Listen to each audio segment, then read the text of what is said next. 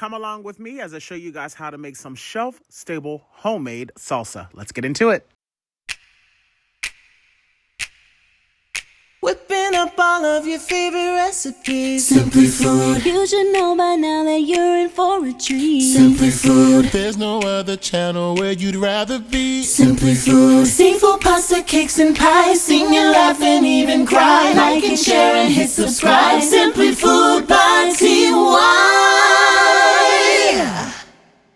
All right, y'all, so let's get into the ingredients. So the star of the show today is actually going to be this product, which is the Mrs. Wages medium salsa. I know a lot of people that are heavy into the canning world that say that this company is like the go-to for everything. And I have been wanting to try this for the longest time, so I'm super excited to give this a try today. This is their 11.2 ounce container here. They have them in smaller packages, but I figured if I'm going to do this and if I'm going to can it, I might as well make it worth my time. The ingredients are super clean, which is the reason why I'm very excited about this product. The only thing that's in this is dehydrated vegetables, which is onion, green pepper, jalapeno peppers, chili pepper, garlic, salt, and spices. Again, this is the medium one. They do have a mild one available. So all those like dehydrated vegetables and everything are inside of this container, and I'll be sure to show you more of that when it's time. Just to let you guys know, when making this, you have the option to make this with 17 pounds of fresh tomatoes, totally fine. Or they say that you can also make this with 17 cans of 14.5 ounce diced tomatoes. Now, what I like to do is I love the organic diced tomatoes that you can buy from Costco. I absolutely love these things. These aroma tomatoes, they always smell fantastic. The quality of these tomatoes are amazing. And I figured, you know what? Why not just do this? They're 14.5 ounces. They come 8 a box. I buy 2 boxes. So yes, while I only have 16, that's still going to suffice. That's not going to be a problem. I'm 1 can short. If you want to be technical, buy yourself an individual can so that you can have 17 of them, but I'm not really fussed about that. So this saves a lot of time because I'm not over here cutting up the tomatoes and blanching them in the water. I'm not going through all that. These are fantastic to use. I'm also going to be using 1 1/3 cup of apple cider vinegar. You can absolutely use white distilled. Just make sure that whatever vinegar you do decide to use, make sure that it is 5% or higher. That is the only way that you can make sure that the vinegar that's inside of this will keep these tomatoes sustained and so that they are also shelf proof. Now, just so you guys know, you could stop at just that, the tomatoes, this here, and then the vinegar, because there's already a lot of dehydrated vegetables and everything already in this container. However, I would still like to add some fresh veggies to this. So I have 1.5 pounds of just some sweet little peppers here that I'm going to chop up. Now there's 2 more ingredients that I will add to this, but I do not add that to my salsa until the day that I'm going to serve it, which is fresh cilantro and sometimes additional jalapeno peppers. I don't want to add in too much more cilantro in this because I'm sure there's already some in the dehydrated vegetable blend and I don't want it to be overpowering. And also, by waiting to add the fresh cilantro later down the line, you'll have a nice fresh element added to your jar salsa. So let's get into it. Okay, so the first thing that you want to do is make sure that you're working with a non-reactive pot. You don't want to use something that's like aluminum because that leaves a weird taste in your tomatoes, so you don't want to do that. I have a spoon in this so that I can stop some of the splashback or as much as possible. I'm going to go on ahead and add all of my tomatoes directly to my pot here. And I just wanted you guys to be able to see the inside contents of the medium blend. So like I said, there's a lot of spices and a lot of dehydrated vegetables already in this. So if you did not want to add in any additional bell peppers and all that type of stuff, you're still going to get all of those elements that you would get in a classic salsa in this because this is all dehydrated, which is absolutely fantastic. We're actually going to add in this entire jar. And we're also going to add in our vinegar. I'm now going to turn this on about a medium high and allow this to come up to a simmer while I start to chop up those additional peppers. Give this a good mix just to make sure that we have everything nicely incorporated. And once again, make sure that you are working with materials that are non-reactive. So just give this a good mix. Now, depending on how chunky you want your salsa to be, you can go in and give this like a little blitz with an immersion blender.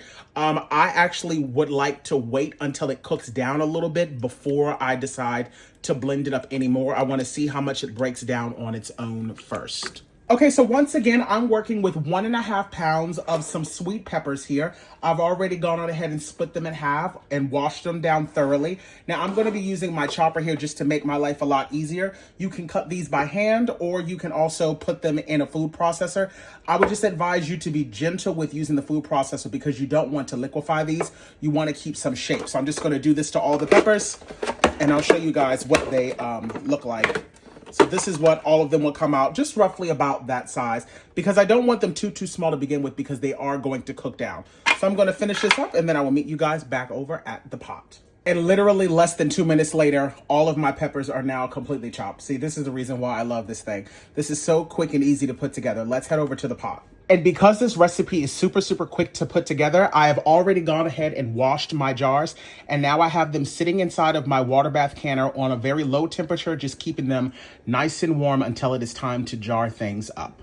So before it comes up to that raging boil, I'm going to go on ahead and add in all of those peppers, which again, you guys do not have to do. I'm doing this because I wanted to have the extra veggies inside of my salsa. And again, if you want all of this a little bit smaller, you can chop it smaller, or you can do like I'm going to do, which is wait until it cooks down and then decide if I want it any smaller. And if so, I will then go in with my immersion blender. Alrighty, you guys, now that this is starting to come up to a boil, I'm now going to turn the temperature down on about a medium low or so, and I'm going to allow this to simmer with a timer set for 10 minutes. Make sure that you are mixing the entire time, and I'm going to leave the lid off because I actually want to allow some of this liquid in here to evaporate out so that I end up with a nice thick salsa. All right, you guys, so I have about 4 minutes left on my timer here. This has been at a simmer the entire time, making sure that I am periodically going in and giving this a mix around. Now, again, depending on how you like your salsa, if you want your super chunky, you can leave it like this as is. You do not have to do anything else to it.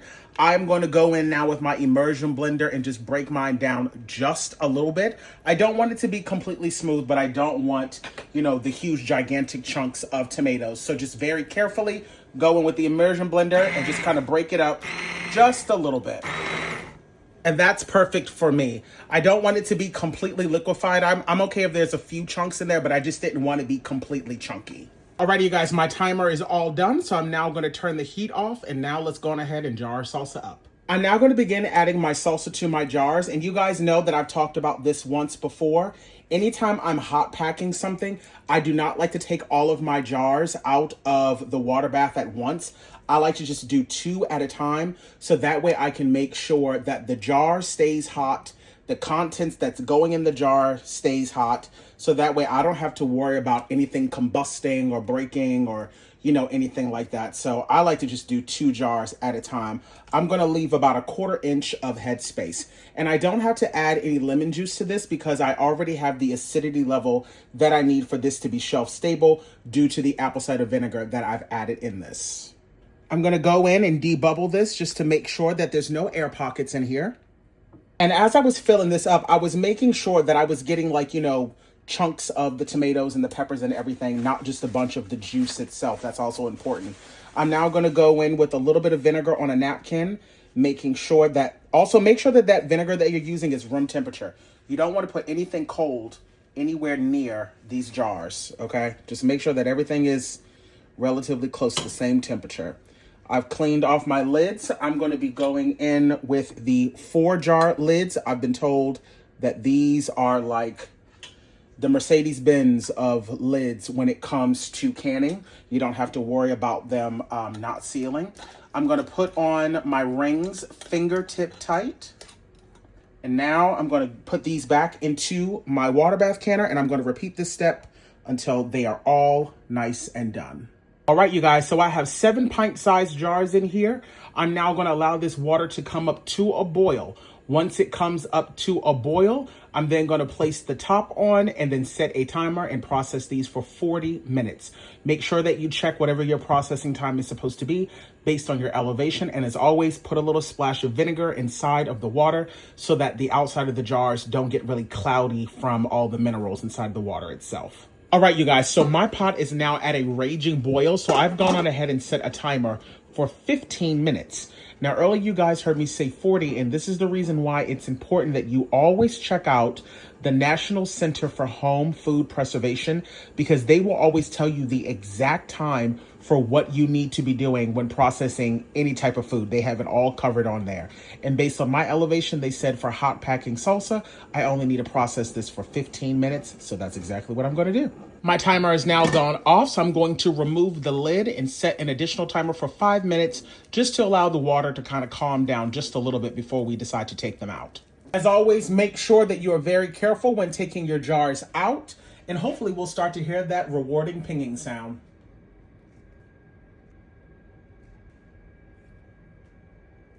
As always, it's extremely important during this stage that you do not touch them whatsoever. Allow them to cool for a full 24 hours. All right, you guys, so it has been a full 24 hours, and I wanted you guys to see how much salsa that one container will make. Now, again, they absolutely come with a smaller package, so you don't have to have this much. I was able to successfully process 6 jars.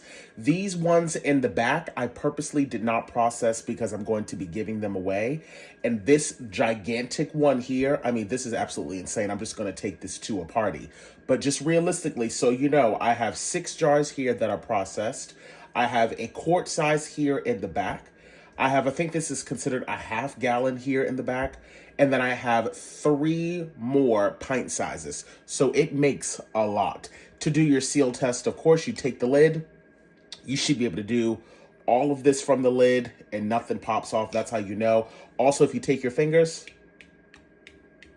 they all sound the same. That means that they're good to go. Make sure that you thoroughly wash your jars down with soap water just in case there's any food debris on the outside. And then I literally go in with my label. And now this is shelf stable. And I've made myself some homemade salsa. Just that fast. Thanks so much for tuning in, and I hope you guys try out this recipe. I'll talk to y'all babies later. Bye.